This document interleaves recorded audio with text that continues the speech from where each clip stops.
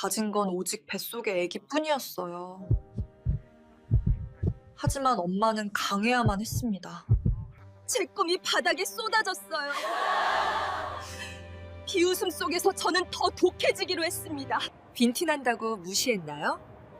이제 저는 당신이 올려다봐야 할 곳에 있습니다.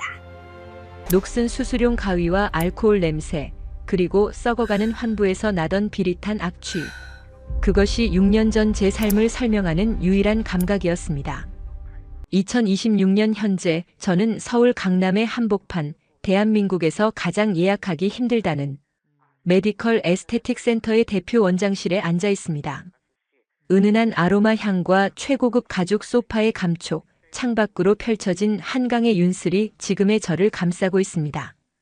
통장 잔고 영원, 아니 빚더미에 앉아 내일 당장 추방당할지도 모른다는 공포에 떨던 필리핀 출신의 불법 체류자 신분이었던 의사 말이야. 그게 바로 저였습니다. 제 자궁은 조기 난소부전이라는 의학적 사형 선고를 받은 상태였습니다. 산부인과 전문의였던 저는 그 진단이 무엇을 의미하는지 누구보다 잘 알고 있었습니다. 평생 아이를 가질 수 없는 몸 의사로서 수만 명의 생명을 받았지만 정작 내 생명은 품을 수 없다는 절망. 그런 제가 지금은 연 매출 200억 원의 신화를 쓴 CEO이자 눈에 넣어도 아프지 않을 딸아이의 엄마, 그리고 한 남자의 아내로 기적을 살아가고 있습니다. 인생을 송두리째 뒤바꾼 건 화려한 의술도 막대한 자본도 아니었습니다. 무모하리만치 용감했던 단 한 번의 비행, 그리고 낯선 한국 땅에서 만난 사람들의 체온이었습니다. 본 영상은 스토리를 재구성한 이야기입니다. 구독과 좋아요, 그리고 따뜻한 댓글은 구독자님께 큰 행운을 드립니다. 2019년 5월 필리핀의 오지인 사마르 섬의 작은 보건소였습니다. 저는 그곳에서 유일한 의사로 일하고 있었습니다. 마닐라의 명문 의대를 수석으로 졸업하고 대형 병원에서의 보장된 미래를 마다한 채 이곳으로 온 지 5년째였습니다. 태풍이 쓸고 지나간 마을에는 콜레라와 댕기열이 창궐했고 저는 하루에 100명이 넘는 환자를 돌봐야 했습니다. 에어컨은커녕 선풍기조차 제대로 돌지 않는 진료실에서 땀범벅이 된 채 환자들의 고름을 짜내고 찢어진 살을 꿰맸습니다. 의사로서의 보람은 있었지만 제 몸은 안에서부터 무너져 내리고 있었습니다. 극심한 스트레스와 과로, 불규칙한 식사는 제 호르몬 체계를 완전히 망가뜨렸습니다. 제 손으로 제 차트를 작성하며 임신 불가능이라는 소견을 적어 넣던 날, 저는 진료실 문을 걸어 잠그고 소리 없이 울었습니다. 여자가 아닌 그저 치료하는 기계로 살다가 죽을 운명이라고 생각했습니다. 그러던 어느 날 한국에서 온 의료봉사 지원팀이 섬에 도착했습니다. 낡은 엑스레이 기계를 수리하고 무너진 보건소 지붕을 고쳐줄 기술 지원팀이었습니다. 그들 사이에 유독 묵묵히 기계와 씨름하던 한 남자가 있었습니다. 서준 씨였습니다. 한국의 의료기기 회사에서 엔지니어로 일하는 그는 휴가 대신 봉사활동을 선택해 이곳에 왔다고 했습니다. 기름때 묻은 작업복을 입고 덥수룩한 머리를 한 채 고장난 초음파 기계를 분해하던 그의 등은 묘하게 믿음직스러웠습니다. 닥터 마리아, 이 기계 이제 작동할 겁니다. 한번 확인해 보시죠. 그가 서툰 영어로 말하며 땀을 닦았습니다. 전원이 들어오고 초음파 화면이 선명하게 켜지는 순간 제 마음에도 작은 불이 켜진 것 같았습니다. 우리는 낮에는 환자를 위해 함께 땀 흘리고 밤에는 쏟아지는 별을 보며 이야기를 나눴습니다. 그는 제가 가진 의사로서의 고뇌를 묵묵히 들어주었습니다. 당신은 정말 훌륭한 의사예요. 하지만 의사이기 전에 행복한 사람이었으면 좋겠어요. 그가 건넨 투박한 위로는 제 딱딱한 마음을 녹였습니다. 저는 그에게 제 불임 사실을 고백했습니다. 의사로서 환자들에게 희망을 주지만 정작 나 자신에게는 어떤 희망도 줄 수 없다는 사실을요. 그는 아무 말 없이 제 손을 잡아주었습니다. 기적은 의학으로 설명할 수 없는 곳에서 일어난다고 하잖아요. 당신 자체가 이미 누군가에게는 기적일 텐데 신이 당신을 그냥 두지 않을 거예요. 그의 따뜻한 눈빛에 저는 처음으로 여자로서 사랑받는다는 느낌을 받았습니다. 우리는 짧은 2주 동안 서로의 상처를 보듬으며 깊이 사랑했습니다. 그가 한국으로 떠나던 날, 저는 항구에서 그를 보내며 다짐했습니다. 이 아름다운 추억만으로 남은 생을 버티겠노라고. 하지만 운명은 얄궂게도 저를 가만두지 않았습니다. 그가 떠나고 2달 뒤 저는 지독한 피로감을 느꼈습니다. 처음에는 과로 탓이라고 생각했습니다. 하지만 계속되는 미열과 구토 증세에 스스로 청진기를 대보았습니다. 그리고 믿을 수 없는 소리를 들었습니다. 제 뱃속에서 들려오는 미세하지만 분명한 2개의 심장 박동. 제 심장과 또 다른 작은 생명의 심장이 뛰고 있었습니다. 말도 안 돼. 난 의학적으로 불가능한데. 스스로 초음파 기계를 배에 갖다 댔습니다. 흐릿한 흑백 화면 속에 작은 아기집이 보였습니다. 의학적 상식을 뛰어넘는 기적, 아니. 서준 씨가 말했던 그 설명할 수 없는 기적이 제 몸 안에서 일어나고 있었습니다. 두려웠습니다. 미혼모가 되는 것도 보수적인 가톨릭 국가인 필리핀에서 아이 아빠 없는 아이를 낳는 시선도 무서웠습니다. 하지만 무엇보다 두려운 건 이 아이를 지키지 못할까 봐였습니다. 열악한 섬의 환경에서는 고위험 산모인 제가 아이를 무사히 낳을 확률이 희박했습니다. 저는 결단해야 했습니다. 의사 가운을 벗고 이 섬을 떠나야 했습니다. 아이의 아빠가 있는 곳, 의료 시스템이 갖춰진 곳, 한국으로 가야만 했습니다. 서준 씨의 연락처라고는 이메일 주소 하나뿐이었습니다. 메일을 보냈지만 답장은 없었습니다. 주소가 바뀐 건지 아니면 저를 잊은 건지 알 수 없었습니다. 하지만 기다릴 시간이 없었습니다. 배는 불러오기 시작했고 저는 짐을 꾸렸습니다. 2019년 11월 임신 6개월의 몸으로 인천공항에 도착했습니다. 필리핀의 무더위를 뒤로하고 마주한 한국의 가을바람은 뼛속까지 시리게 차가웠습니다. 가진 돈은 퇴직금을 털어 바꾼 달러 몇 푼이 전부였습니다. 서준 씨가 일한다는 의료기기 회사의 명함 한 장을 들고 무작정 서울로 향했습니다. 구로 디지털 단지의 빌딩 숲, 수많은 사람들 속에서 저는 길 잃은 어린애 같았습니다. 회사 로비에서 서준 씨를 찾았지만 안내 데스크 직원은 난처한 표정을 지었습니다. 강서준 대리님 말씀이세요? 지금 지방 출장 중이신데요. 일주일 뒤에나 복귀하세요. 하늘이 무너지는 것 같았습니다. 일주일. 낯선 나라에서 임산부 혼자 버티기에 일주일은 너무나 긴 시간이었습니다. 저는 회사 근처의 가장 싼 모텔을 잡았습니다. 좁고 어두운 방, 담배 냄새가 밴 침대 위에서 저는 배를 감싸쥐고 밤새 울었습니다. 의사 면허증은 이곳에서 휴지 조각이나 다름없었습니다. 외국인 의사가 한국에서 진료를 하려면 복잡한 면허 인정 절차와 시험을 거쳐야 했고 당장 관광 비자로 들어온 저에게는 불가능한 일이었습니다. 편의점 삼각김밥으로 끼니를 때우며 하루하루를 버텼습니다. 태동이 느껴질 때마다 아이에게 속삭였습니다. 아가, 조금만 참아. 아빠 곧 만날 수 있어. 드디어 일주일 뒤 저는 다시 회사 로비로 찾아갔습니다. 그리고 퇴근 시간 회전문이 열리고 익숙한 얼굴이 걸어 나왔습니다. 서준 씨였습니다. 필리핀에서보다 조금 더 살이 빠지고 지쳐 보이는 얼굴. 저는 떨리는 목소리로 그를 불렀습니다. 서준.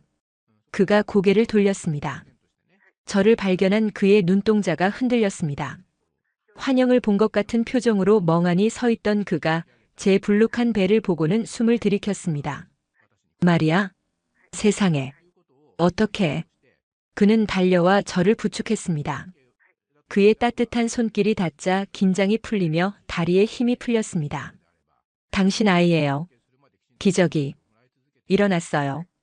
제 말에 그는 눈물을 글썽이며 저를 꽉 끌어안았습니다. 미안해요. 메일을 확인 못했어요. 혼자 얼마나 무서웠어요. 서준 씨는 저를 자신의 집으로 데려갔습니다. 서울 외곽의 작은 빌라였습니다. 혼자 사는 남자 냄새가 나는 좁은 집이었지만 저에게는 궁전처럼 아늑했습니다. 하지만 현실적인 문제가 기다리고 있었습니다. 바로 서준 씨의 부모님이었습니다. 며칠 뒤 서준 씨는 본가에 인사를 드리러 가자고 했습니다. 엄격하기로 소문난 서준 씨의 아버님과 평생 아들만 바라보고 사신 어머님.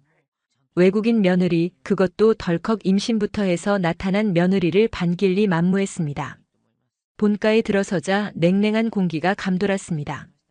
아버님은 저를 쳐다보지도 않으셨고 어머님은 한숨만 내쉬었습니다. 의사라며? 필리핀에서 의사면 뭐하니? 한국에선 아무것도 못하는데. 넌 대체 무슨 생각으로 앞길 창창한 내 아들을. 어머님의 모진 말에 가슴이 난도질당하는 것 같았습니다. 틀린 말이 아니었습니다. 한국에서 저는 그저 말 안 통하고 돈 없는 외국인 임산부일 뿐이었습니다. 죄송하다는 말도 한국어로 제대로 못해 그저 고개만 숙이고 눈물을 흘렸습니다. 그때였습니다. 갑자기 제 배가 뭉치며 극심한 통증이 느껴졌습니다. 스트레스 때문인지 자궁 수축이 온 것이었습니다.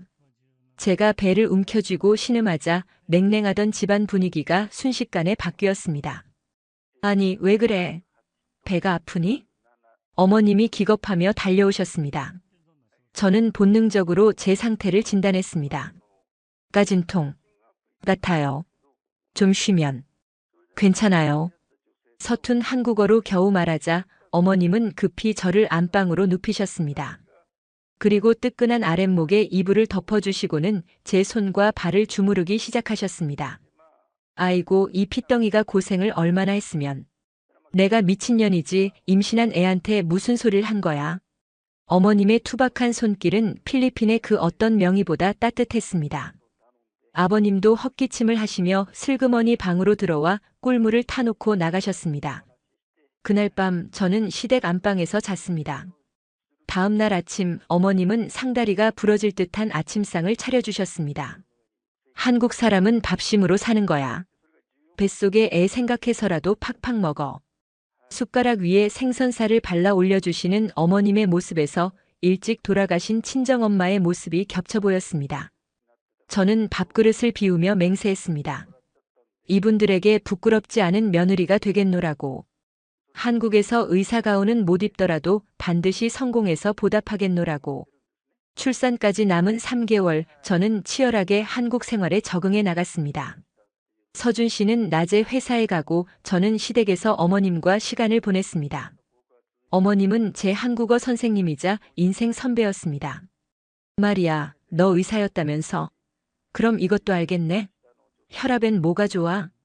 어머님은 동네 친구분들이 놀러 오면 은근슬쩍 저를 자랑하셨습니다.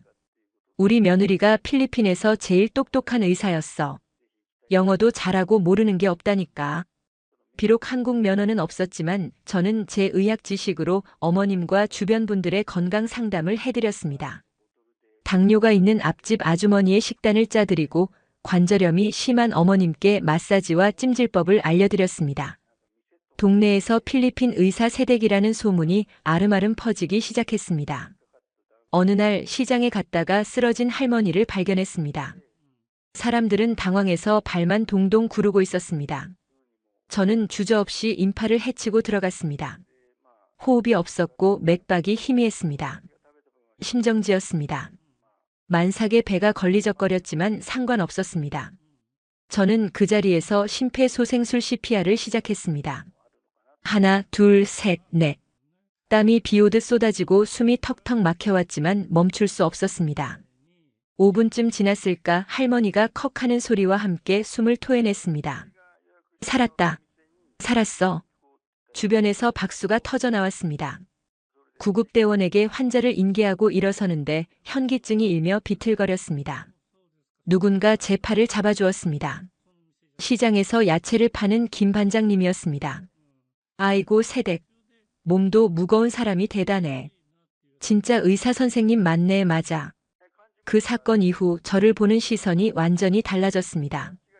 그저 외국인 며느리가 아닌 생명을 살리는 귀한 사람으로 대접받기 시작했습니다. 시부모님 어깨도 한껏 올라갔습니다. 2020년 2월 예정일보다 2주 빠르게 진통이 왔습니다. 서준 씨와 시부모님이 지켜보는 가운데 저는 3.5kg의 건강한 딸 지아지어를 낳았습니다. 불임 판정을 딛고 일어선 기적 지아를 품에 안았을 때 저는 세상 모든 것을 가진 기분이었습니다. 고맙다 마리아. 우리 집 복덩이 고맙다. 무뚝뚝하던 아버님이 제 손을 잡고 눈시울을 붉히셨습니다. 산후조리가 끝나갈 무렵 현실적인 고민이 다시 고개를 들었습니다. 아이는 태어났고 남편의 월급만으로는 생활이 빠듯했습니다. 저도 일을 하고 싶었지만 의사 면허의 벽은 여전히 높았습니다. 식당 설거지나 공장 일을 알아봐야 하나 고민하던 중이었습니다. 지아의 피부에 작은 발진이 생겼습니다. 아토피 초기 증상이었습니다. 병원 처방 연고는 스테로이드 성분이라 어린 아기에게 쓰기 꺼려졌습니다. 저는 필리핀에서 배웠던 천연 약초 지식과 의학 지식을 결합해 직접 천연 보습 밤밤을 만들기로 했습니다. 필리핀의 전통 오일인 타마누 오일과 한국의 한방 약재인 자운고 성분을 배합했습니다. 밤새 논문을 뒤지고 부엌에서 약재를 다리며 연구했습니다. 수십 번의 실패 끝에 완성한 밤을 지아에게 발라주었습니다. 놀랍게도 3일 만에 발진이 가라앉고 피부가 뽀얗게 돌아왔습니다. 효과를 본 저는 동네 엄마들에게도 조금씩 나눠주었습니다. 반응은 폭발적이었습니다. 언니, 이거 뭐야? 병원 연고보다 훨씬 좋아. 우리 애 침독에도 발라봤는데 싹 나았어. 이거 팔면 안 돼? 그때 머릿속에 번개가 치듯 아이디어가 떠올랐습니다. 그래, 한국은 미용과 건강에 관심이 많은 나라야. 내 의학 지식과 천연 성분을 결합한 더마. 코스메틱 DRMATOLOG램 YCOSMETIC 브랜드를 만드는 거야. 저는 서준 씨에게 제 계획을 말했습니다. 나 화장품 사업해보고 싶어요. 의사로서의 지식을 담아서 진짜 피부를 치료하는 화장품을 만들고 싶어요. 서준 씨는 제 눈을 빤히 바라보더니 제 손을 꽉 잡았습니다. 당신은 필리핀에서도 한국 시장 바닥에서도 사람을 살린 사람이야. 당신 능력 믿어. 해보자. 내가 당신 1호 투자자가 되어줄게. 서준 씨는 그동안 모은 적금 통장을 제게 건넸습니다. 시부모님도 쌈짓돈을 보태주셨습니다. 우리 며느리 똑똑하니까 잘할 거야. 기죽지 말고 해봐. 가족들의 응원을 등에 업고 저는 작은 홈 레버러토리를 차렸습니다. 거실 한 구석에 비커와 저울을 놓고 밤새 연구에 몰두했습니다. 낮에는 지하를 업고 재료 시장을 뛰어다녔고 밤에는 논문을 번역하고 성분을 분석했습니다. 몸은 고단했지만 심장은 다시 필리핀의 진료실에 있을 때처럼 뜨겁게 뛰었습니다. 닥터 마리아, 제 이름 3글자를 건 브랜드가 세상에 나오기 직전이었습니다. 하지만 인생은 호락호락하지 않았습니다. 첫 제품 출시를 앞두고 예상치 못한 거대한 암초가 우리 가족을 덮쳐오고 있었습니다. 그날 저녁 걸려온 전화 한 통이 평온했던 우리 집을 쑥대밭으로 만들 줄은 꿈에도 몰랐습니다. 발신자는 출입국 관리 사무소였습니다. 수화기 너머로 들려오는 목소리는 건조하고 사무적이었습니다. 출입국 관리 사무소였습니다. 체류 자격 변경 심사 과정에서 서류 미비가 발견되었다는 통보였습니다. 결혼 이민 비자인 F-6 비자를 신청해둔 상태였지만 필리핀 현지 서류 공증 과정에서 문제가 생긴 모양이었습니다.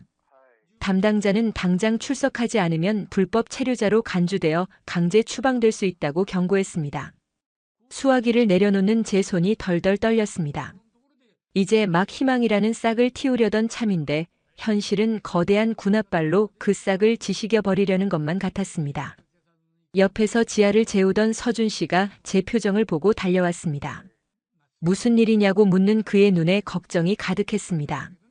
상황을 설명하자 그는 입술을 깨물며 제 어깨를 감싸 안았습니다.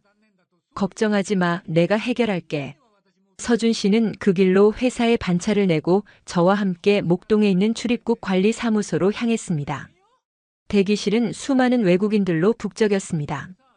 땀 냄새와 서류 뭉치 냄새, 그리고 초조함이 뒤섞인 공기가 숨을 턱턱 막히게 했습니다. 번호표를 쥐고 앉아있는 시간은 마치 영원처럼 느껴졌습니다. 우리 차례가 되어 창구로 다가가자 두꺼운 안경을 쓴 심사관이 우리를 위아래로 훑어보았습니다. 그의 눈빛에는 미묘한 경멸과 피로가 섞여 있었습니다. 그는 서류를 탁탁 치며 말했습니다. 혼인신고는 되어 있지만 배우자의 소득 증빙 서류 중 일부가 누락되었습니다. 그리고 마리아 씨의 필리핀 범죄 경력 증명서 아포스티유 확인이 안 됩니다. 이거 없으면 비자 발급 안 됩니다. 당장 출국해서 서류 다시 받아오세요. 청천벽력 같은 소리였습니다. 갓난아기를 두고 필리핀에 다녀오라니. 게다가 지금 통장 잔고로는 비행기 표를 살 여력조차 없었습니다. 서준 씨가 사정했습니다. 아기가 너무 어립니다. 그리고 아내는 지금 수유 중입니다. 제발 한국에서 처리할 수 있는 방법을 알려주세요. 저희가 불법을 저지르려는 게 아니지 않습니까? 서준 씨의 간절한 호소에도 심사관은 규정 타령만 늘어놓았습니다. 결국 우리는 각서를 쓰고 추가 서류를 제출할 때까지의 벌금으로 500만 원을 납부해야 했습니다. 500만 원. 화장품 사업을 위해 모아둔 종잣돈의 절반이 순식간에 날아가는 순간이었습니다. 사무소를 나서는 발걸음은 천근만근이었습니다. 서준 씨는 제게 미안하다는 말만 되풀이했습니다. 대한민국 남편으로서 아내 하나 제대로 지켜주지 못한다는 자책감이 그의 어깨를 짓누르고 있었습니다. 저는 그런 그를 위로하며 애써 밝은 척했습니다. 괜찮아요, 서준. 돈은 다시 벌면 돼요. 우린 함께 있잖아요. 하지만 속으로는 피눈물을 흘리고 있었습니다. 돈이 없다는 것이, 힘이 없다는 것이 이토록 비참한 일인 줄 미처 몰랐습니다. 의사 가운을 입고 있을 때는 몰랐던 차가운 세상의 밑바닥을 저는 온몸으로 기어가고 있었습니다. 벌금 납부 후 남은 돈은 고작 500만 원 남짓이었습니다. 이 돈으로는 공장을 섭외하는 건 불가능에 가까웠습니다. 하지만 멈출 수는 없었습니다. 저는 지아를 어머님께 맡기고 직접 발로 뛰기로 결심했습니다. 화장품 제조사들이 몰려있다는 경기도 화성과 부천의 공단 지역을 뒤지기 시작했습니다.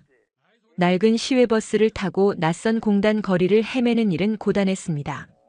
매캐한 매연과 덤프트럭들이 일으키는 먼지 속에서 저는 OEM 상담, 환영이라는 간판이 보일 때마다 무작정 문을 두드렸습니다. 하지만 현실의 벽은 높고 견고했습니다. 대부분의 공장 사장님들은 저를 보자마자 손을 내저었습니다.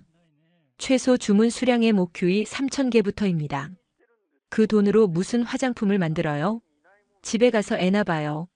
문전박대당하기 일쑤였고 어떤 곳에서는 제가 내민 처방전을 훑어보더니 비웃음을 날리기도 했습니다. 이거 천연 성분이 너무 많이 들어가서 단가 못 맞춰요. 그리고 안정성 떨어져서 곰팡이 핍니다. 의사라면서 화장품 제조는 하나도 모르네. 전문가로서의 자존심이 짓밟히는 순간들이었습니다.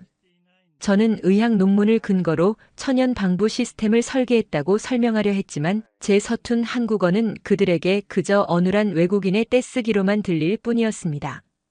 언어는 생각보다 거대한 장벽이었습니다. 의학 용어는 영어로 완벽하게 구사할 수 있었지만 한국의 현장 용어와 비즈니스 화법은 전혀 다른 세계였습니다. 답답함에 가슴을 치며 돌아오는 버스 안에서 저는 창밖을 보며 수없이 되뇌었습니다. 나는 의사다. 나는 마리아다. 나는 할 수 있다. 하지만 거울 속에 비친 제 모습은 그저 초라한 동남아 여인일 뿐이었습니다. 그러던 중 한 줄기 빛 같은 기회가 찾아왔습니다. 인터넷 카페를 통해 알게 된 한 소규모 공장의 사장님이 미팅을 제안해 온 것입니다. 최 사장이라는 사람은 자신도 스타트업을 돕고 싶다며 아주 적은 수량도 만들어주겠다고 했습니다. 저는 들뜬 마음으로 서준 씨와 함께 그를 찾아갔습니다. 허름한 컨테이너 사무실이었지만 최 사장은 인상 좋은 웃음을 지으며 우리를 맞이했습니다. 그는 제 처방전을 보며 감탄했습니다. 훌륭합니다. 이런 성분 배합은 처음 보네요. 정말 피부에 좋겠습니다. 제가 딱 1,000개, 아니 500개부터 만들어 드리겠습니다. 대신 조건이 하나 있습니다. 그의 조건은 제조 비용을 선불로 전액 지급하고 레시피에 대한 공동 소유권을 갖자는 것이었습니다. 서준 씨는 머뭇거렸지만 저는 지푸라기라도 잡고 싶은 심정이었습니다. 제 제품이 세상에 나올 수만 있다면 레시피 공유쯤은 괜찮다고 생각했습니다. 우리는 남은 돈을 탈탈 털어 계약금을 입금했습니다. 그리고 제품이 나오기만을 손꼽아 기다렸습니다. 샘플이 나오는 날 저는 설레는 마음으로 공장을 찾았습니다. 하지만 최 사장이 건넨 샘플은 제가 설계한 것과는 완전히 달랐습니다. 뚜껑을 열자마자 역한 인공 향료 냄새가 코를 찔렀습니다. 타마누 오일 특유의 짙은 녹색이 아니라 색소를 탄 듯한 쨍한 초록색이었습니다. 손등에 발라보니 끈적거리고 흡수도 되지 않았습니다. 사장님, 이건 제가 드린 처방이 아니에요. 타마누 오일 함량이 너무 적고 보존제도 화학 성분으로 바꾸셨잖아요. 제가 따지자 최 사장의 얼굴이 순식간에 표독스럽게 변했습니다. 아니, 그 비싼 오일을 어떻게 다 넣어요? 단가 맞추려면 어쩔 수 없지. 그리고 냄새가 구려서 향료 좀 넣었는데 뭐가 문제야? 한국 사람들은 이런 거 좋아해. 당신이 한국 시장을 알아? 기가 막혔습니다. 이건 사기였습니다. 저는 이런 쓰레기는 못 팝니다. 계약 파기할게요. 돈 돌려주세요. 그러자 최 사장은 책상을 쾅 치며 일어났습니다. 돈을 돌려달라니?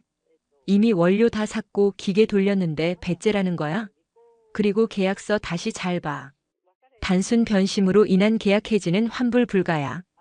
법대로 해, 법대로. 우리는 쫓겨나듯 공장에서 나왔습니다. 억울해서 경찰서에도 가봤지만 민사 사건이라 경찰이 개입하기 어렵다는 답변만 들었습니다. 변호사를 선임할 돈도 없었습니다.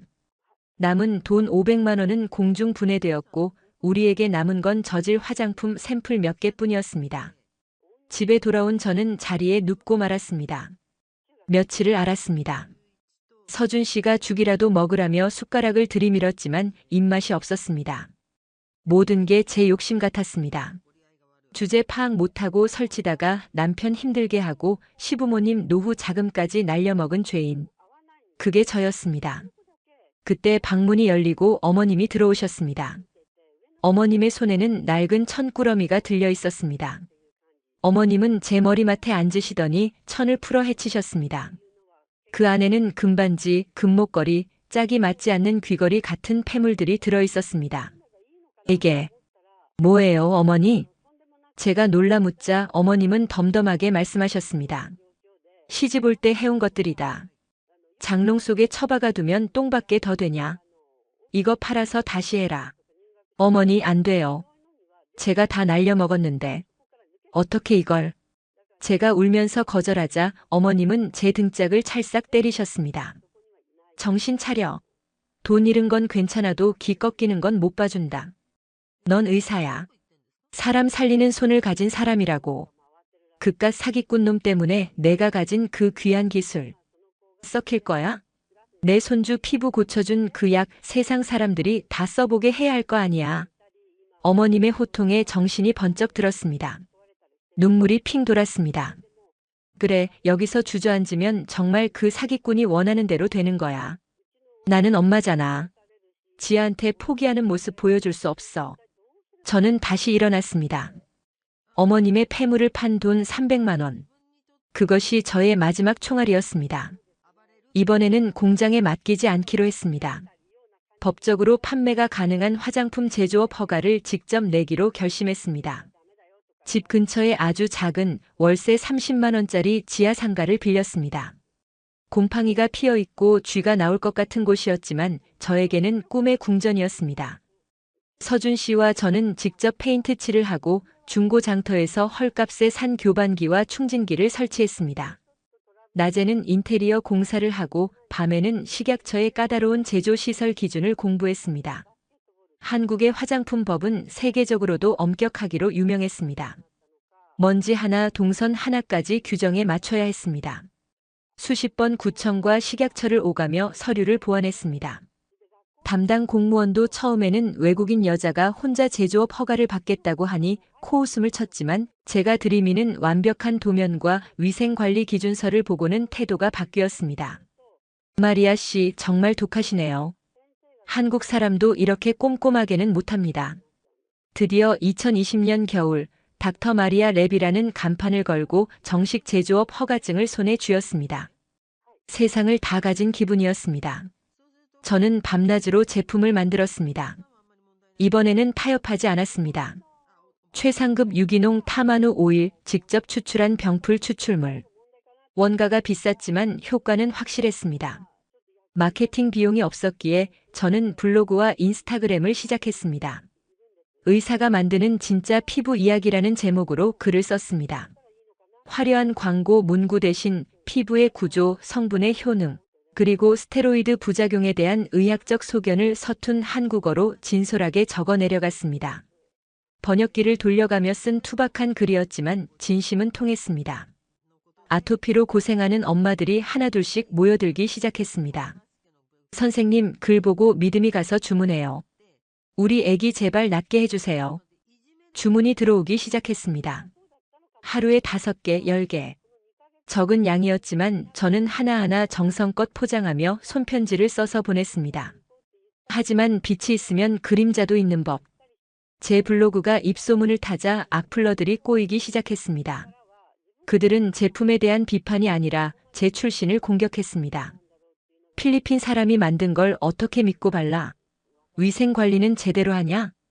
후진국에서 의사 면허 땄다는데 그거 돈 주고 산 거 아님? 동남아 애들은 손 더러워서 안 씀. 왜? 화면을 가득 채운 혐오의 언어들. 하나하나가 비수가 되어 가슴에 꽂혔습니다.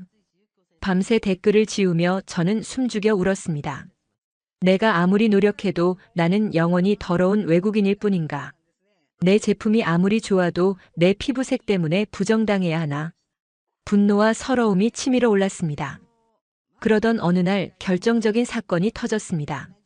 서울의 한 유명 백화점에서 신진 뷰티 브랜드 팝업 스토어 참가 업체를 모집한다는 공고를 받습니다. 입점만 한다면 브랜드 이미지를 단숨에 끌어올릴 수 있는 기회였습니다. 저는 밤새 제안서를 작성해 제출했습니다. 1차 서류 심사에 통과했다는 연락을 받고 2차 면접을 보러 갔습니다. 깔끔한 정장을 차려입고 제가 만든 제품들을 예쁘게 진열해 두었습니다. 심사위원들은 깐깐해 보이는 백화점 MD 상품 기획자들이었습니다. 제 차례가 되어 프레젠테이션을 시작했습니다. 한국어가 유창하지 않아 미리 달달 외운 대본을 읊었습니다. 안녕하십니까? 닥터 마리아 랩의 대표 마리아입니다. 저는 필리핀에서 산부인과 전문의였으며 제 소개가 시작되자마자 심사위원장인 중년 여성의 미간이 찌푸려졌습니다. 그녀는 제 말을 끊고 물었습니다. 잠깐만요. 필리핀 의사요? 그럼 한국 의사 면허는 있습니까? 아니요, 한국 면허는 아직 없습니다. 하지만 제 의학 지식을 바탕으로. 그럼 무면허 의료 행위하겠다는 겁니까? 화장품이 아니라 약을 팔겠다는 거예요? 그녀의 목소리는 날카로웠습니다. 아닙니다. 화장품입니다. 다만 의학적 근거를 가지고. 됐고요. 우리 백화점은 프리미엄 이미지를 지향합니다. 솔직히 말해서 동남아 여성이 멸균 시설도 아닌 곳에서 만들었다는 화장품을 우리 VIP 고객들이 바르고 싶어 할까요? 브랜드 스토리가 너무 빈티지하네요. 빈티지가 아니라 빈티난다고요. 심사위원장은 제 제품을 손끝으로 집어들더니 마치 더러운 것을 만진 것처럼 물티슈로 손을 닦았습니다. 그리고 제 눈앞에서 제품을 쓰레기통에 툭 던져 넣었습니다. 다음 분 들어오세요. 머릿속이 하얗게 변했습니다. 모멸감. 태어나서 처음 느껴보는 완벽한 무시였습니다. 얼굴이 화끈거리고 심장이 터질 것 같았습니다. 도망치듯 면접장을 빠져나왔습니다. 백화점 화장실 칸에 숨어 입을 틀어막고 오열했습니다. 거울 속에 비친 제 모습이 너무나 초라해 보였습니다. 나는 안 되는 건가? 이 높은 벽을 넘을 수 없는 건가? 집으로 돌아오는 지하철 안 사람들의 시선이 모두 저를 비웃는 것 같았습니다. 휴대폰을 켜자 블로그에 또 악플이 달려 있었습니다. 필리핀으로 돌아가라. 순간 욱하는 마음에 계정을 삭제해버릴까 고민했습니다. 그만두자. 그냥 식당에서 설거지나 하면서 조용히 살자. 그게 내 분수에 맞는 것 같다. 현관문을 열고 들어서자 거실에서 놀던 지아가 아장아장 걸어와 제 다리에 매달렸습니다. 엄마, 맘마. 지아의 맑은 눈망울을 보는 순간 무너져 내리던 마음 한구석에서 뜨거운 불덩이가 치솟았습니다. 이 아이는 한국인입니다. 그리고 필리핀인입니다. 이 아이가 살아갈 세상이 저런 편견으로 가득 차게 놔둘 수는 없었습니다. 엄마인 내가 여기서 도망치면 내 딸도 평생을 도망치며 살아야 합니다. 그럴 수는 없었습니다. 저는 지아를 꽉 끌어안았습니다. 그리고 눈물을 닦았습니다. 아니, 닦아내는 것이 아니라 눈물 속에 도끼를 채워 넣었습니다. 그래, 니들이 빈티난다고 했니? 동남아라고 무시했니? 내가 보여줄게. 그 동남아 의사가 만든 제품이 너희들이 숭배하는 명품. 화장품보다 수백 배 낫다는 걸 실력으로 증명해 보일게. 두고 봐. 내가 너희들 앞에 다시 서는 날, 그때는 너희가 고개를 숙이게 만들 거야. 저는 방으로 들어가 쓰레기통에 버리려던 사업 계획서를 다시 꺼냈습니다. 그리고 책상 앞에 앉아 펜을 잡았습니다. 백화점이 안 받아준다면 내가 직접 고객을 찾아가면 된다. 내 진료실은 백화점이 아니라 아픈 피부를 가진 사람들의 곁이다.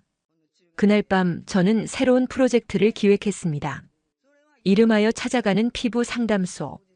온라인이 아닌 오프라인에서 직접 엄마들을 만나 내 제품을 발라주고 상담해주는 게릴라성 이벤트였습니다. 잃을 게 없는 사람의 눈에는 두려움이 없는 법입니다. 저는 이제 막 전쟁터의 한복판으로 걸어 들어가고 있었습니다. 마침내 제 반격의 서막이 오르고 있었습니다. 수화기 너머로 들려오는 목소리는 건조하고 사무적이었습니다. 출입국 관리 사무소였습니다. 체류 자격 변경 심사 과정에서 서류 미비가 발견되었다는 통보였습니다. 결혼 이민 비자인 F-6 비자를 신청해둔 상태였지만 필리핀 현지 서류 공증 과정에서 문제가 생긴 모양이었습니다. 담당자는 당장 출석하지 않으면 불법 체류자로 간주되어 강제 추방될 수 있다고 경고했습니다. 수화기를 내려놓는 제 손이 덜덜 떨렸습니다. 이제 막 희망이라는 싹을 틔우려던 참인데 현실은 거대한 군홧발로 그 싹을 지식여 버리려는 것만 같았습니다. 옆에서 지하를 재우던 서준 씨가 제 표정을 보고 달려왔습니다. 무슨 일이냐고 묻는 그의 눈에 걱정이 가득했습니다.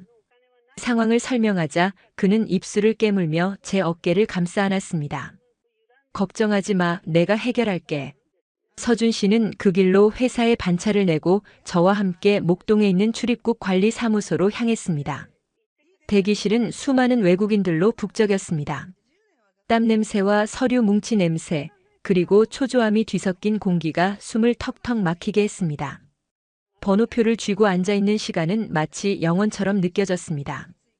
우리 차례가 되어 창구로 다가가자 두꺼운 안경을 쓴 심사관이 우리를 위아래로 훑어보았습니다. 그의 눈빛에는 미묘한 경멸과 피로가 섞여 있었습니다. 그는 서류를 탁탁 치며 말했습니다. 혼인신고는 되어 있지만 배우자의 소득 증빙 서류 중 일부가 누락되었습니다. 그리고 마리아 씨의 필리핀 범죄 경력 증명서 아포스티유 확인이 안 됩니다. 이거 없으면 비자 발급 안 됩니다. 당장 출국해서 서류 다시 받아오세요. 청천벽력 같은 소리였습니다. 갓난아기를 두고 필리핀에 다녀오라니. 게다가 지금 통장 잔고로는 비행기 표를 살 여력조차 없었습니다. 서준 씨가 사정했습니다. 아기가 너무 어립니다. 그리고 아내는 지금 수유 중입니다. 제발 한국에서 처리할 수 있는 방법을 알려주세요. 저희가 불법을 저지르려는 게 아니지 않습니까? 서준 씨의 간절한 호소에도 심사관은 규정 타령만 늘어놓았습니다. 결국 우리는 각서를 쓰고 추가 서류를 제출할 때까지의 벌금으로 500만 원을 납부해야 했습니다. 500만 원. 화장품 사업을 위해 모아둔 종잣돈의 절반이 순식간에 날아가는 순간이었습니다. 사무소를 나서는 발걸음은 천근만근이었습니다. 서준 씨는 제게 미안하다는 말만 되풀이했습니다. 대한민국 남편으로서 아내 하나 제대로 지켜주지 못한다는 자책감이 그의 어깨를 짓누르고 있었습니다. 저는 그런 그를 위로하며 애써 밝은 척했습니다. 괜찮아요, 서준. 돈은 다시 벌면 돼요. 우린 함께 있잖아요. 하지만 속으로는 피눈물을 흘리고 있었습니다. 돈이 없다는 것이, 힘이 없다는 것이 이토록 비참한 일인 줄 미처 몰랐습니다. 의사 가운을 입고 있을 때는 몰랐던 차가운 세상의 밑바닥을 저는 온몸으로 기어가고 있었습니다. 벌금 납부 후 남은 돈은 고작 500만 원 남짓이었습니다. 이 돈으로는 공장을 섭외하는 건 불가능에 가까웠습니다. 하지만 멈출 수는 없었습니다. 저는 지하를 어머님께 맡기고 직접 발로 뛰기로 결심했습니다. 화장품 제조사들이 몰려있다는 경기도 화성과 부천의 공단 지역을 뒤지기 시작했습니다. 낡은 시외버스를 타고 낯선 공단 거리를 헤매는 일은 고단했습니다. 매캐한 매연과 덤프트럭들이 일으키는 먼지 속에서 저는 OEM 상담, 환영이라는 간판이 보일 때마다 무작정 문을 두드렸습니다. 하지만 현실의 벽은 높고 견고했습니다. 대부분의 공장 사장님들은 저를 보자마자 손을 내저었습니다. 최소 주문 수량의 목표이 3,000개부터입니다. 그 돈으로 무슨 화장품을 만들어요? 집에 가서 애나 봐요. 문전박대당하기 일쑤였고 어떤 곳에서는 제가 내민 처방전을 훑어보더니 비웃음을 날리기도 했습니다. 이거 천연 성분이 너무 많이 들어가서 단가 못 맞춰요. 그리고 안정성 떨어져서 곰팡이 핍니다. 의사라면서 화장품 제조는 하나도 모르네. 전문가로서의 자존심이 짓밟히는 순간들이었습니다. 저는 의학 논문을 근거로 천연 방부 시스템을 설계했다고 설명하려 했지만 제 서툰 한국어는 그들에게 그저 어눌한 외국인의 떼쓰기로만 들릴 뿐이었습니다. 언어는 생각보다 거대한 장벽이었습니다. 의학 용어는 영어로 완벽하게 구사할 수 있었지만 한국의 현장 용어와 비즈니스 화법은 전혀 다른 세계였습니다. 답답함에 가슴을 치며 돌아오는 버스 안에서 저는 창밖을 보며 수없이 되뇌었습니다. 나는 의사다. 나는 마리아다. 나는 할 수 있다. 하지만 거울 속에 비친 제 모습은 그저 초라한 동남아 여인일 뿐이었습니다. 그러던 중 한 줄기 빛 같은 기회가 찾아왔습니다. 인터넷 카페를 통해 알게 된 한 소규모 공장의 사장님이 미팅을 제안해 온 것입니다. 최 사장이라는 사람은 자신도 스타트업을 돕고 싶다며 아주 적은 수량도 만들어주겠다고 했습니다. 저는 들뜬 마음으로 서준 씨와 함께 그를 찾아갔습니다. 허름한 컨테이너 사무실이었지만 최 사장은 인상 좋은 웃음을 지으며 우리를 맞이했습니다. 그는 제 처방전을 보며 감탄했습니다. 훌륭합니다. 이런 성분 배합은 처음 보네요. 정말 피부에 좋겠습니다. 제가 딱 1,000개, 아니 500개부터 만들어 드리겠습니다. 대신 조건이 하나 있습니다. 그의 조건은 제조 비용을 선불로 전액 지급하고 레시피에 대한 공동 소유권을 갖자는 것이었습니다. 서준 씨는 머뭇거렸지만 저는 지푸라기라도 잡고 싶은 심정이었습니다. 제 제품이 세상에 나올 수만 있다면 레시피 공유쯤은 괜찮다고 생각했습니다. 우리는 남은 돈을 탈탈 털어 계약금을 입금했습니다. 그리고 제품이 나오기만을 손꼽아 기다렸습니다. 샘플이 나오는 날 저는 설레는 마음으로 공장을 찾았습니다. 하지만 최 사장이 건넨 샘플은 제가 설계한 것과는 완전히 달랐습니다. 뚜껑을 열자마자 역한 인공 향료 냄새가 코를 찔렀습니다. 타마누 오일 특유의 짙은 녹색이 아니라 색소를 탄 듯한 쨍한 초록색이었습니다. 손등에 발라보니 끈적거리고 흡수도 되지 않았습니다. 사장님, 이건 제가 드린 처방이 아니에요. 타마누 오일 함량이 너무 적고 보존제도 화학성분으로 바꾸셨잖아요. 제가 따지자 최 사장의 얼굴이 순식간에 표독스럽게 변했습니다. 아니, 그 비싼 오일을 어떻게 다 넣어요? 단가 맞추려면 어쩔 수 없지. 그리고 냄새가 구려서 향료 좀 넣었는데 뭐가 문제야? 한국 사람들은 이런 거 좋아해. 당신이 한국 시장을 알아? 기가 막혔습니다. 이건 사기였습니다. 저는 이런 쓰레기는 못 팝니다. 계약 파기할게요. 돈 돌려주세요. 그러자 최 사장은 책상을 쾅 치며 일어났습니다. 돈을 돌려달라니? 이미 원료 다 샀고 기계 돌렸는데 배째라는 거야? 그리고 계약서 다시 잘 봐. 단순 변심으로 인한 계약 해지는 환불 불가야. 법대로 해, 법대로. 우리는 쫓겨나듯 공장에서 나왔습니다. 억울해서 경찰서에도 가봤지만 민사사건이라 경찰이 개입하기 어렵다는 답변만 들었습니다. 변호사를 선임할 돈도 없었습니다.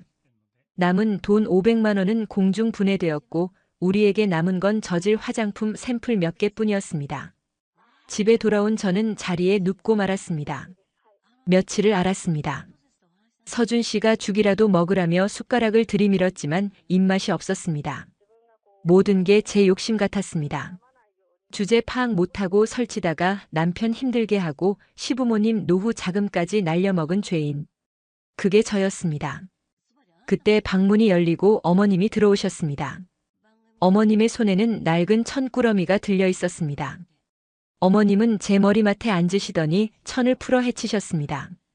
그 안에는 금반지, 금목걸이, 짝이 맞지 않는 귀걸이 같은 폐물들이 들어 있었습니다. 이게 뭐예요, 어머니? 제가 놀라 묻자 어머님은 덤덤하게 말씀하셨습니다. 시집 올 때 해온 것들이다. 장롱 속에 처박아 두면 똥밖에 더 되냐? 이거 팔아서 다시 해라. 어머니 안 돼요. 제가 다 날려먹었는데. 어떻게 이걸. 제가 울면서 거절하자 어머님은 제 등짝을 찰싹 때리셨습니다. 정신 차려. 돈 잃은 건 괜찮아도 기 꺾이는 건 못 봐준다. 넌 의사야. 사람 살리는 손을 가진 사람이라고. 그깟 사기꾼 놈 때문에 내가 가진 그 귀한 기술. 썩힐 거야? 내 손주 피부 고쳐준 그 약 세상 사람들이 다 써보게 해야 할 거 아니야. 어머님의 호통에 정신이 번쩍 들었습니다. 눈물이 핑 돌았습니다. 그래, 여기서 주저앉으면 정말 그 사기꾼이 원하는 대로 되는 거야. 나는 엄마잖아. 지아한테 포기하는 모습 보여줄 수 없어. 저는 다시 일어났습니다. 어머님의 폐물을 판 돈 300만 원. 그것이 저의 마지막 총알이었습니다. 이번에는 공장에 맡기지 않기로 했습니다. 법적으로 판매가 가능한 화장품 제조업 허가를 직접 내기로 결심했습니다. 집 근처에 아주 작은 월세 30만 원짜리 지하 상가를 빌렸습니다. 곰팡이가 피어있고 쥐가 나올 것 같은 곳이었지만 저에게는 꿈의 궁전이었습니다. 서준 씨와 저는 직접 페인트 칠을 하고 중고 장터에서 헐값에 산 교반기와 충진기를 설치했습니다. 낮에는 인테리어 공사를 하고 밤에는 식약처의 까다로운 제조 시설 기준을 공부했습니다. 한국의 화장품 법은 세계적으로도 엄격하기로 유명했습니다. 먼지 하나, 동선 하나까지 규정에 맞춰야 했습니다. 수십 번 구청과 식약처를 오가며 서류를 보완했습니다. 담당 공무원도 처음에는 외국인 여자가 혼자 제조업 허가를 받겠다고 하니 코웃음을 쳤지만 제가 들이미는 완벽한 도면과 위생관리 기준서를 보고는 태도가 바뀌었습니다. 마리아 씨 정말 독하시네요. 한국 사람도 이렇게 꼼꼼하게는 못합니다. 드디어 2020년 겨울 닥터 마리아 랩이라는 간판을 걸고 정식 제조업 허가증을 손에 쥐었습니다. 세상을 다 가진 기분이었습니다. 저는 밤낮으로 제품을 만들었습니다. 이번에는 타협하지 않았습니다. 최상급 유기농 타마누 오일, 직접 추출한 병풀 추출물. 원가가 비쌌지만 효과는 확실했습니다. 마케팅 비용이 없었기에 저는 블로그와 인스타그램을 시작했습니다. 의사가 만드는 진짜 피부 이야기라는 제목으로 글을 썼습니다. 화려한 광고 문구 대신 피부의 구조, 성분의 효능, 그리고 스테로이드 부작용에 대한 의학적 소견을 서툰 한국어로 진솔하게 적어 내려갔습니다. 번역기를 돌려가며 쓴 투박한 글이었지만 진심은 통했습니다. 아토피로 고생하는 엄마들이 하나둘씩 모여들기 시작했습니다. 선생님, 글 보고 믿음이 가서 주문해요. 우리 애기 제발 낫게 해주세요. 주문이 들어오기 시작했습니다. 하루에 5개, 10개. 적은 양이었지만 저는 하나하나 정성껏 포장하며 손편지를 써서 보냈습니다. 하지만 빛이 있으면 그림자도 있는 법. 제 블로그가 입소문을 타자 악플러들이 꼬이기 시작했습니다. 그들은 제품에 대한 비판이 아니라 제 출신을 공격했습니다. 필리핀 사람이 만든 걸 어떻게 믿고 발라? 위생관리는 제대로 하냐? 후진국에서 의사 면허 땄다는데 그거 돈 주고 산 거 아님? 동남아 애들은 손 더러워서 안 씀. 왜? 화면을 가득 채운 혐오의 언어들. 하나하나가 비수가 되어 가슴에 꽂혔습니다. 밤새 댓글을 지우며 저는 숨죽여 울었습니다. 내가 아무리 노력해도 나는 영원히 더러운 외국인일 뿐인가. 내 제품이 아무리 좋아도 내 피부색 때문에 부정당해야 하나. 분노와 서러움이 치밀어 올랐습니다. 그러던 어느 날 결정적인 사건이 터졌습니다. 서울의 한 유명 백화점에서 신진 뷰티 브랜드 팝업 스토어 참가 업체를 모집한다는 공고를 받습니다. 입점만 한다면 브랜드 이미지를 단숨에 끌어올릴 수 있는 기회였습니다. 저는 밤새 제안서를 작성해 제출했습니다. 1차 서류 심사에 통과했다는 연락을 받고 2차 면접을 보러 갔습니다. 깔끔한 정장을 차려입고 제가 만든 제품들을 예쁘게 진열해 두었습니다. 심사위원들은 깐깐해 보이는 백화점 MD 상품 기획자들이었습니다. 제 차례가 되어 프레젠테이션을 시작했습니다. 한국어가 유창하지 않아 미리 달달 외운 대본을 읊었습니다. 안녕하십니까? 닥터 마리아 랩의 대표 마리아입니다. 저는 필리핀에서 산부인과 전문의였으며 제 소개가 시작되자마자 심사위원장인 중년 여성의 미간이 찌푸려졌습니다. 그녀는 제 말을 끊고 물었습니다. 잠깐만요. 필리핀 의사요? 그럼 한국 의사 면허는 있습니까? 아니요, 한국 면허는 아직 없습니다. 하지만 제 의학 지식을 바탕으로. 그럼 무면허 의료 행위하겠다는 겁니까? 화장품이 아니라 약을 팔겠다는 거예요? 그녀의 목소리는 날카로웠습니다. 아닙니다. 화장품입니다. 다만 의학적 근거를 가지고. 됐고요. 우리 백화점은 프리미엄 이미지를 지향합니다. 솔직히 말해서 동남아 여성이 멸균 시설도 아닌 곳에서 만들었다는 화장품을 우리 VIP 고객들이 바르고 싶어 할까요? 브랜드 스토리가 너무 빈티지하네요. 빈티지가 아니라 빈티난다고요. 심사위원장은 제 제품을 손끝으로 집어들더니 마치 더러운 것을 만진 것처럼 물티슈로 손을 닦았습니다. 그리고 제 눈앞에서 제품을 쓰레기통에 툭 던져 넣었습니다. 다음 분 들어오세요. 머릿속이 하얗게 변했습니다. 모멸감. 태어나서 처음 느껴보는 완벽한 무시였습니다. 얼굴이 화끈거리고 심장이 터질 것 같았습니다. 도망치듯 면접장을 빠져나왔습니다. 백화점 화장실 칸에 숨어 입을 틀어막고 오열했습니다. 거울 속에 비친 제 모습이 너무나 초라해 보였습니다. 나는 안 되는 건가? 이 높은 벽을 넘을 수 없는 건가? 집으로 돌아오는 지하철 안 사람들의 시선이 모두 저를 비웃는 것 같았습니다. 휴대폰을 켜자 블로그에 또 악플이 달려 있었습니다. 필리핀으로 돌아가라. 순간 욱하는 마음에 계정을 삭제해버릴까 고민했습니다. 그만두자. 그냥 식당에서 설거지나 하면서 조용히 살자. 그게 내 분수에 맞는 것 같다. 현관문을 열고 들어서자 거실에서 놀던 지아가 아장아장 걸어와 제 다리에 매달렸습니다. 엄마, 맘마. 지아의 맑은 눈망울을 보는 순간 무너져 내리던 마음 한구석에서 뜨거운 불덩이가 치솟았습니다. 이 아이는 한국인입니다. 그리고 필리핀인입니다. 이 아이가 살아갈 세상이 저런 편견으로 가득 차게 놔둘 수는 없었습니다. 엄마인 내가 여기서 도망치면 내 딸도 평생을 도망치며 살아야 합니다. 그럴 수는 없었습니다. 저는 지아를 꽉 끌어안았습니다. 그리고 눈물을 닦았습니다. 아니, 닦아내는 것이 아니라 눈물 속에 도끼를 채워 넣었습니다. 그래, 니들이 빈티난다고 했니? 동남아라고 무시했니? 내가 보여줄게. 그 동남아 의사가 만든 제품이 너희들이 숭배하는 명품. 화장품보다 수백 배 낫다는 걸 실력으로 증명해 보일게. 두고 봐. 내가 너희들 앞에 다시 서는 날, 그때는 너희가 고개를 숙이게 만들 거야. 저는 방으로 들어가 쓰레기통에 버리려던 사업 계획서를 다시 꺼냈습니다. 그리고 책상 앞에 앉아 펜을 잡았습니다. 백화점이 안 받아준다면 내가 직접 고객을 찾아가면 된다. 내 진료실은 백화점이 아니라 아픈 피부를 가진 사람들의 곁이다. 그날 밤 저는 새로운 프로젝트를 기획했습니다. 이름하여 찾아가는 피부 상담소. 온라인이 아닌 오프라인에서 직접 엄마들을 만나 내 제품을 발라주고 상담해주는 게릴라성 이벤트였습니다. 잃을 게 없는 사람의 눈에는 두려움이 없는 법입니다. 저는 이제 막 전쟁터의 한복판으로 걸어 들어가고 있었습니다. 마침내 제 반격의 서막이 오르고 있었습니다. 세포라 아시아 지부와의 미팅은 그야말로 일사천리로 진행되었습니다. 싱가포르에서 날아온 바이어들은 제 제품의 임상 결과와 닥터 마리아라는 브랜드 스토리에 열광했습니다.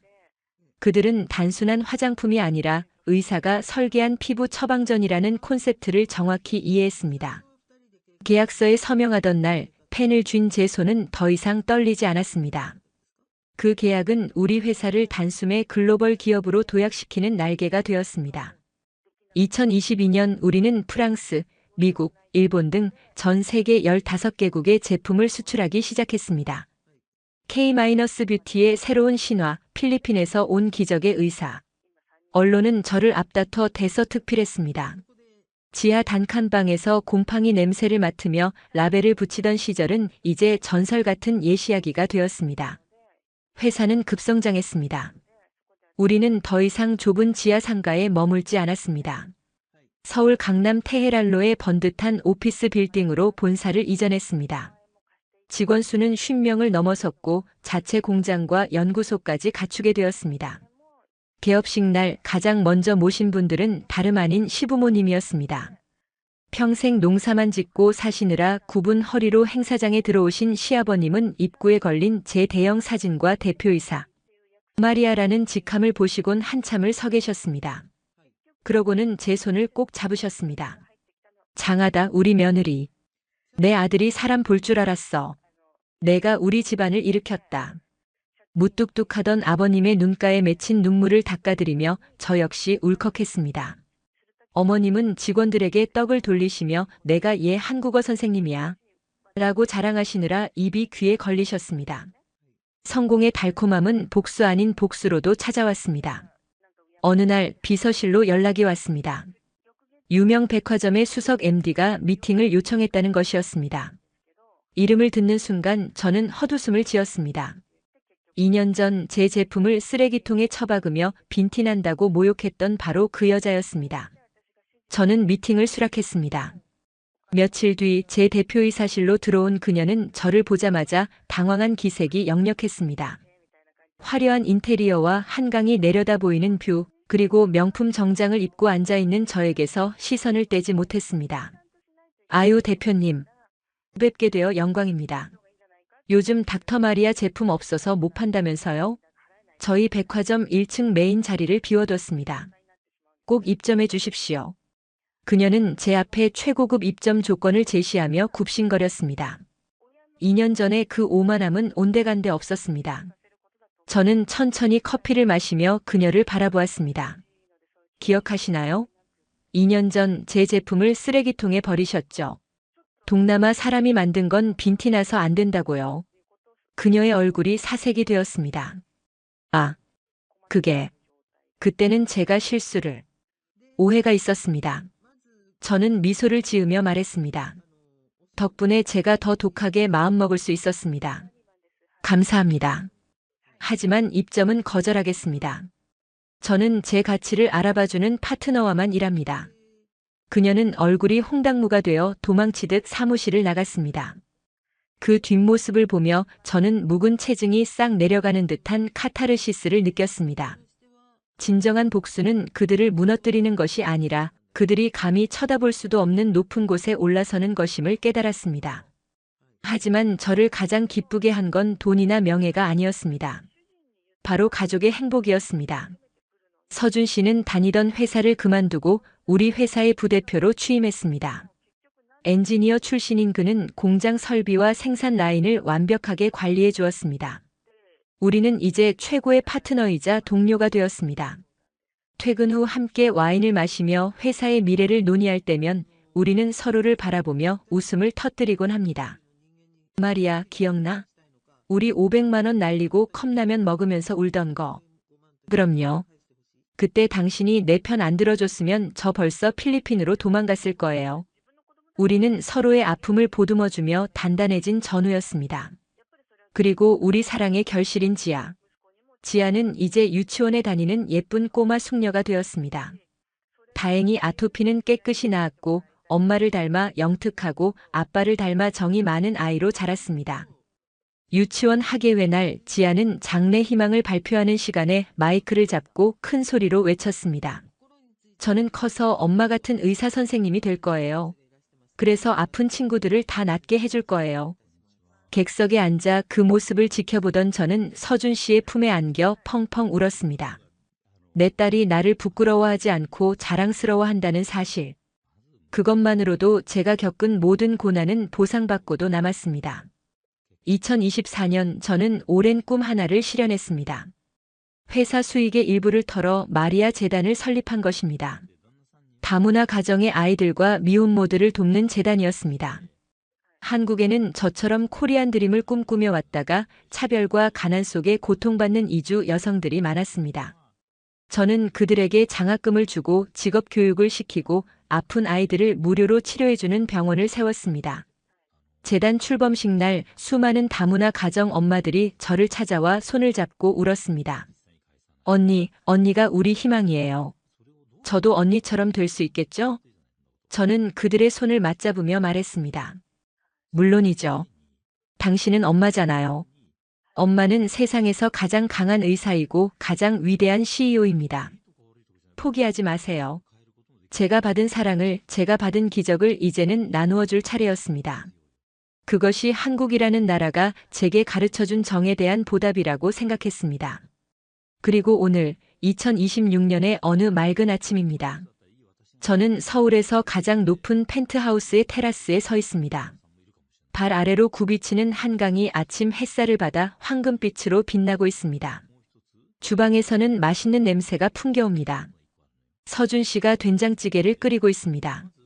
처음에는 냄새도 맡기 힘들었던 청국장과 된장찌개가 이제는 제가 가장 좋아하는 음식이 되었습니다. 여보, 밥 다 됐어. 지아 깨워서 나와. 남편의 다정한 목소리에 저는 상념에서 깨어납니다.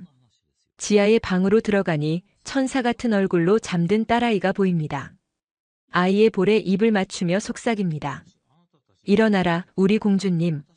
학교 가야지. 지아가 눈을 비비며 제 목에 팔을 감습니다. 따뜻한 체온, 부드러운 살결. 이 평범하고도 완벽한 아침이 저에게는 매일매일이 기적입니다.